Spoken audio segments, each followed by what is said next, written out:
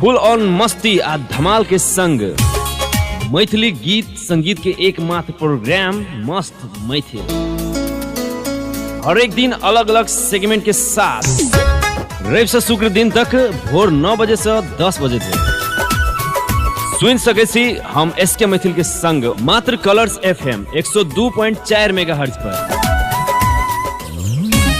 फुल on मस्ती आ धमाल के संग मैथिली गीत संगीत के एकमात्र प्रोग्राम मस्त मैथिल। हर एक दिन अलग अलग सेगमेंट के साथ रवि से शुक्र दिन तक भोर 9 बजे से 10 बजे तक सुन सके छी हम एसके मैथिल के संग मात्र कलर्स FM 102.4 मेगाहर्ट्ज पर।